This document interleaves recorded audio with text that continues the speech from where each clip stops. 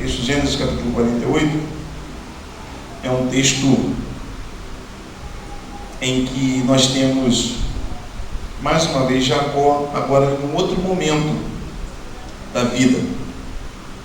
E eu quero ler com os irmãos o texto a partir do verso número 1, e os irmãos me acompanham. Capítulo 48. Algum tempo depois disseram a José que o seu pai estava doente. Então José foi visitá-lo, levando consigo seus 2 filhos, Efraim e Manassés. Alguém foi dizer a Jacó: o seu filho José veio visitá-lo. Jacó fez um esforço e se sentou na cama. Aí disse a José: o Deus Todo-Poderoso me apareceu na cidade de Luz, lá na terra de Canaã, e me abençoou. Ele me disse: eu farei com que você tenha muitos filhos, e os seus descendentes formarão muitas nações. Eu darei esta terra aos seus descendentes para ser propriedade deles para sempre. E Jacó continuou dizendo a José: agora os seus filhos Efraim e Manassés, que nasceram aqui no Egito, antes de eu vir para cá, esses 2 me pertencem. Efraim e Manassés são meus tanto como Rúben e Simeão.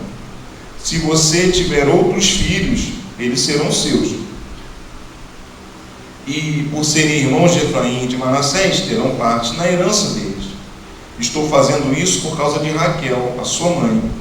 Nós estávamos voltando da Mesopotâmia, quando, para minha infelicidade, ela morreu no país de Canaã, pouco antes de chegarmos a Efrata. Eu a sepultei ali, na beira do caminho.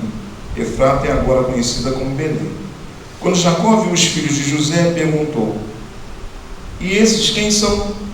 São os filhos que Deus me deu aqui no Egito, respondeu José. Jacó disse: ponham-os perto de mim, para que eu lhes dê a minha bênção. Por causa da velhice, a vista de Jacó estava fraca, e ele não podia ver bem. José levou os rapazes para perto dele, e ele os abraçou e beijou. Jacó disse a José: eu pensei que nunca mais ia ver você, e agora Deus me deixou ver até os seus filhos. Então José tirou os 2 do colo do seu pai e ajoelhou-se e encostou o rosto no chão. Em seguida pegou Efraim com a mão direita e Manassés com a mão esquerda e fez com que ficassem perto de Jacó. Dessa maneira Efraim ficou do lado esquerdo de Jacó e Manassés do seu lado direito.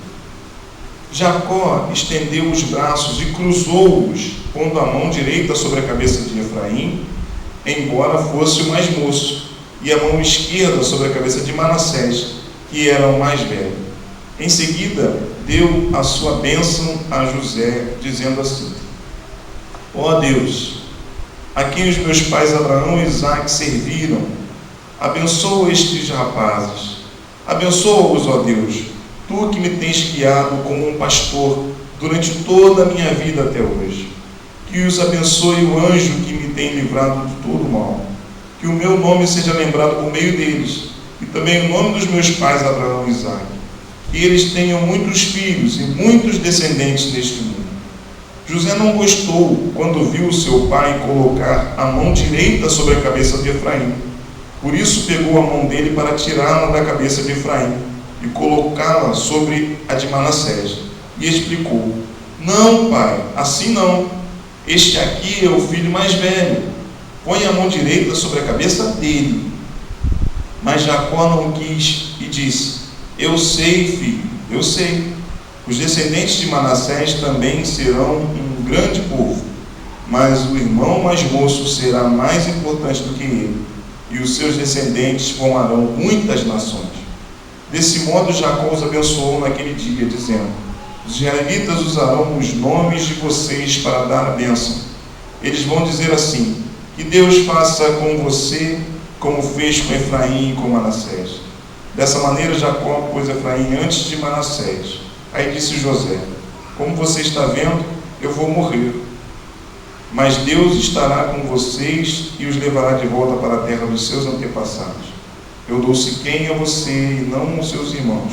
Siquém é aquela região que tomei dos amorreus, lutando com a minha espada e o meu arco. Amém? Que o Senhor assim abençoe a leitura dessa palavra. Jacó está no final da sua vida, já está doente, já está fraco. Ele já havia recebido uma visita, já tinha declarado, pedido para que quando morresse fosse enterrado junto com a sua esposa. Ele não queria ser enterrado no Egito. E agora a gente vê novamente Jacó em contato com o seu filho nos últimos momentos da sua vida. O que a gente aprende aqui sobre o papel dos avós? A primeira coisa que eu vejo nesse texto é que os mais velhos não devem ser abandonados. E como a gente tem visto histórias de abandonos, como a gente tem visto histórias de idosos que vivem sozinhos, filhos que não têm mais tempo, que não aparecem mais, às vezes só no Natal, só no Ano Novo, só no aniversário, idosos largados em asilos, longe da família, do carinho da família, do abraço, e muitas vezes são filhos de servos de Deus. E a gente observa aqui, logo no início, quando José recebe a notícia que o pai está doente, no verso número 1 o texto diz: então José foi visitá-lo, levando consigo seus 2 filhos, Efraim e Manassés. José leva os filhos para conhecerem o seu avô, para estarem junto com o seu avô, e talvez na agenda corrida de José com o governador ele também teve que se ajustar, mas ele foi. E a gente percebe no texto que Jacó se alegra com aquela visita, e o verso número 2 diz que ele faz um esforço para se sentar na cama, ou seja, ele quer receber o seu filho ali, sentado, bem, para estar junto do seu filho. Nós não podemos abandonar os nossos pais. Nós não podemos abandonar os nossos avós. E se nós não tivermos isso como um objetivo, a gente não faz. Porque o tempo é corrido para todo mundo. Mas o tempo também é igual para todo mundo. E quando a gente diz que uma coisa tem valor para a gente precisa dar valor àquela coisa. E quantas vezes a gente declara que a família é importante, o valor da família, mas às vezes a gente não tem tempo para aqueles que deram a vida para nós. Os avós, os pais, são pessoas que normalmente se sacrificam pelos filhos. Não fazem querendo nada em troca. Pai e mãe não faz nada querendo nada em troca. Mas muitas vezes se sacrificam de maneira muito dura. Deixam de ter para si para dar para o filho. E aí quando começa a ficar velho, começa a ficar, como o pessoal diz, né, ficar gagá, começa a repetir as histórias muitas vezes, e aí a gente já não quer mais dar atenção, a gente já não quer mais ouvir, a gente já não quer mais estar junto, a gente já não tem mais tempo. Irmãos, a gente precisa refletir sobre isso. Porque quando José leva os seus filhos à casa do seu pai, ele está passando para aqueles 2 meninos um valor. Um valor que um dia ele vai receber, porque um dia ele vai ser o velho José que vai precisar receber a visita dos seus filhos. Então aquilo que a gente deixa de fazer, né, de repente com um pai, com uma mãe ou com um avô, provavelmente a gente não vai receber, porque a gente está passando para os nossos filhos um valor de que a vovô a gente só vê de vez em quando, né, só vê quando no aniversário dele. E na casa de vovó não dá, o pai está sempre muito ocupado, não tem tempo. Então a gente está passando para o nosso filho um valor. Bem, se ele dá essa atenção ao pai, quando ele estiver velho e eu for o filho, é essa atenção que ele acha que é suficiente. E aí a gente pode estar correndo o risco de passar pelas mesmas situações. Como é que você tem tratado aí os mais velhos da sua família? Será que eles estão largados, abandonados? Será que eles são vistos como aqueles que só te dão muito trabalho? Como é que você tem agido? Pastor, por que essas coisas acontecem? Falei hoje de manhã que os conflitos de gerações, eles são comuns, né? Os conflitos de gerações, na verdade, eles sempre existiram e sempre vão existir. As diferenças sempre existiram e sempre vão existir. Agora, quando a gente está perto de pessoas mais velhas, a gente ganha muito.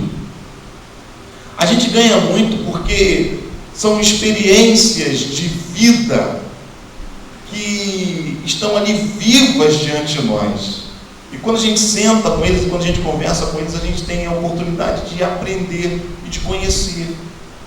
Muito mais, às vezes, do que lendo um livro que é frio. A experiência de alguém que viveu um tempo em que você não viveu.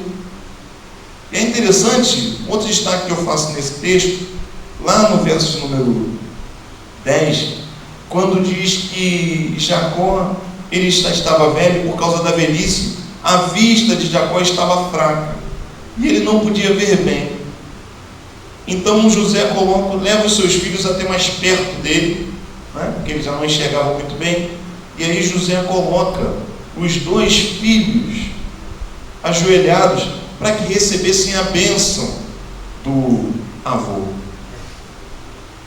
Que coisa boa é receber a bênção, né? Não sei se você tem esse hábito de pedir bênção, né? Benção, né? De falar benção. Benção pai, benção mãe. Eu ainda passo enquanto meu pai, enquanto minha mãe, estava agora com os 2, e falo benção e dou um beijinho. Não é assim? Eu não sei se você criou esse costume dentro da sua família, mas é muito gostoso. Você ouviu um pai olhando para o filho dizendo, Deus te abençoe. Um avô olhando para o netinho dizendo, Deus te abençoe. Vai com Deus. Deus te abençoe. Não é palavra simplesmente não. É um avô, é um pai desejando a bênção de Deus na vida de um filho. É a bênção de Deus sobre a família. Isso é maravilhoso. E esse costume aqui é um costume que tinha um peso muito grande, porque a bênção, ela dava uma autoridade na família. Então, quando José leva os 2 filhos e ele coloca os 2 filhos ali ajoelhados diante do seu pai, ele tem o cuidado de colocar o mais velho na direção da mão direita, porque a mão direita era a mão que estaria dando a autoridade. E o mais velho precisava receber aquela autoridade na família, a continuidade daquela autoridade. Mas aí, o que Jacó faz? Ele troca. E aí ele põe a mão direita sobre o que está na esquerda e põe a mão esquerda sobre o que está na direita. E talvez no primeiro momento, todos os que estavam vendo pensaram, Jacó não está enxergando muito bem, por isso ele fez isso, né? Ou seja, ele trocou porque ele não está enxergando muito bem. Mas logo depois a gente percebe no texto que ele sabe exatamente o que está fazendo. Ele diz, não, eu sei que ele é o mais novo, mas a orientação do Senhor ao meu coração, como avô, a visão que eu tenho, apesar de não ser uma visão física, é de que esse aqui é maior. O que Deus tem para ele é maior. E ele vai estar sobre o mais velho. E aqui a gente vê algo que é importante e que normalmente acontece com as pessoas mais velhas, que é uma visão que vai além da visão física. Porque quando a gente é jovem, a gente acha que pode fazer as coisas e a gente sai às vezes de maneira impulsiva, agindo e fazendo dentro daquilo que a gente consegue ver. Mas aquela pessoa mais velha é alguém que a experiência de vida traz para ela uma visão que vai além daquilo que ela consegue ver ou não consegue ver tão bem mais. E aí, quando a filha apresenta, né, o namoradinho, a namoradinha, né, o filho apresenta a namoradinha para o avô, para a avó, e aí a avó bate o olho assim, já faz aquela cara como quem diz assim, esse menino. Aí faz aquelas perguntas assim, bem básicas, como é que você está? Tudo bem? Faz aquelas perguntinhas assim que a gente não entende por que está fazendo. E aí depois no final a pessoa fala assim, olha, esse menino aí, isso não vai dar caldo não. Vai... Porque está enxergando coisas que está além da roupinha bonitinha, né? Da barbinha bem feita, do cabelinho penteado, tem coisa a mais aí. Tem experiência. E o olhar é um olhar diferenciado quando se tem experiência. E experiência só vem com a vivência. Quando a gente vive nessa correria nossa, né, a gente precisa de tanta coisa para viver, de tanta coisa para fazer as coisas dos nossos trabalhos, e aí a gente conversa com pessoas mais velhas e a gente não entende. Como é que você vivia? Outros dias eu estava reunido com um grupo de amigos e eles estavam falando de um tempo em que não existia a ponte Rio-Niterói. E eu fiquei pensando assim, como é a vida sem a ponte Rio-Niterói? Não dá para pensar. Eu sonho com o engarrafamento para a ponte Rio-Niterói. Como assim? Eles existiram num tempo em que não existia a ponte Rio-Niterói. Atravessei de carro, botava o carro na balsa e tinha que atravessar. Isso. O centro de Niterói não tinha nada. Como assim? Não, tudo mato. Mas aquela pessoa vai falando e vai mostrando como é que era a vida e as coisas como eles faziam, e aí você vai percebendo que existem valores ali preciosos, valores importantes. E aí a gente vê aqueles casamentos que duraram 30, 40, 50 anos. E quando ela ainda fala do falecido, né, ela ainda fala com amor, como se ele estivesse vivo. Meu velho, fala. Eu disse assim, gente, meu pai já morreu tem 15 anos. E ela ainda fala dele como se ele estivesse aqui. E a gente vai percebendo valores que foram construídos com toda a vida. E aí aquele neto que chega desesperado para conversar, porque tem a prova do vestibular, porque tem aquele monte de coisa para fazer. E aí aquele avô olha e pensa assim, tantas outras coisas que você ainda vai viver, e você está angustiado, que vai fazer uma prova, e você tem uma vida inteira pela frente. A visão que aquela pessoa tem, ela está muito além do que a visão eufórica de um jovem. Mas infelizmente, irmãos, a terceira coisa que eu enxergo aqui é muitas vezes o nosso comportamento como o comportamento de José, que olha para o seu pai e diz, papai, não é assim não é assim não. Verso 17, José não gostou quando viu o seu pai colocar a mão direita sobre a cabeça de Efraim, por isso pegou a mão dele para tirá-la da cabeça de Efraim e colocá-la sobre a cabeça de Manassés. Explicou, não pai, assim não.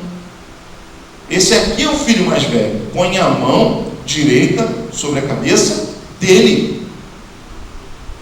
José é tão limitado, José ainda é tão pequeno, que ele não consegue entender aquilo que foi a história dele, porque ele não era o filho mais velho, e ele foi o maior instrumento de Deus na vida da família.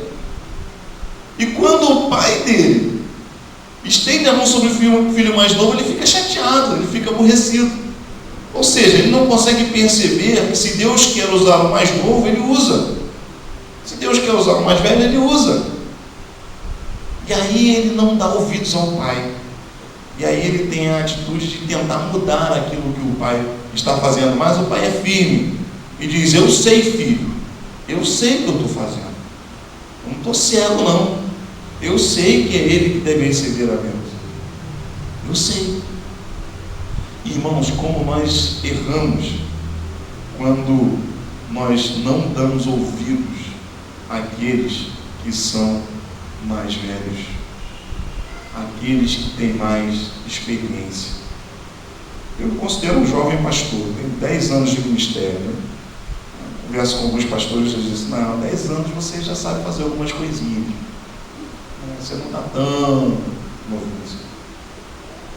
Mas eu sempre procuro pastores mais experientes para perguntar, me orientar, para querer saber quando algumas coisas estão acontecendo, que estão me entristecendo. Eu pergunto, sento com eles. Pastores que eu tenho, né? O pastor Jailton, por exemplo, tem quase 40 anos de ministério.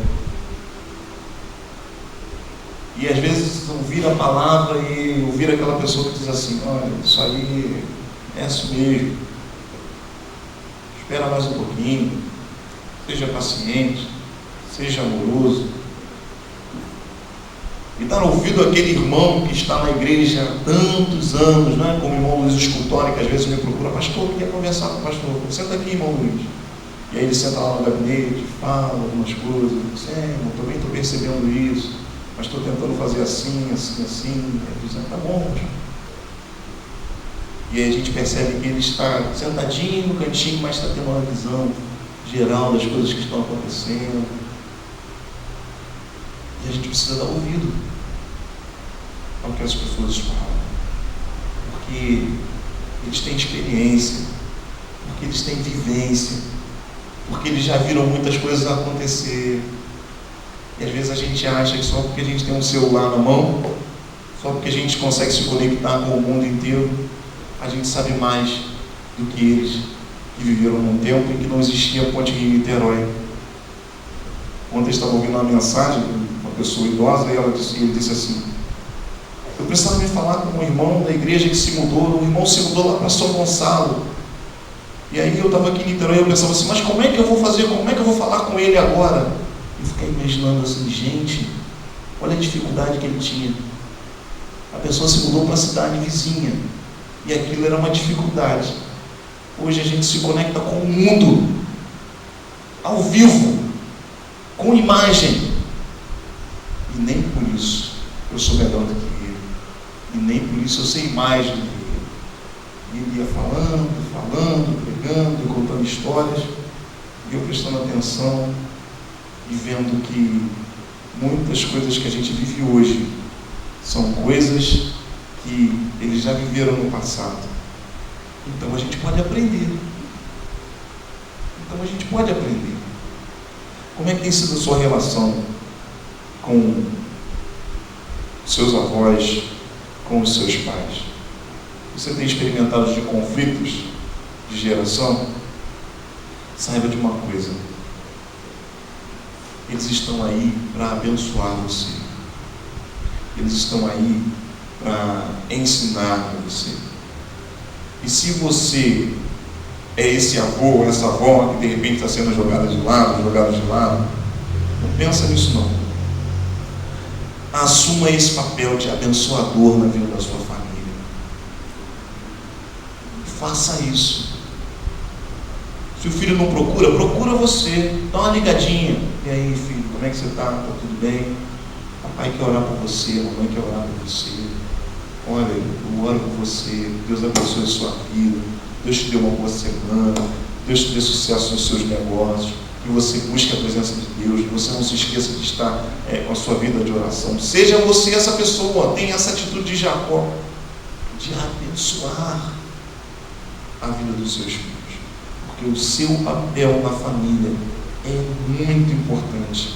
O seu papel na família é indispensável.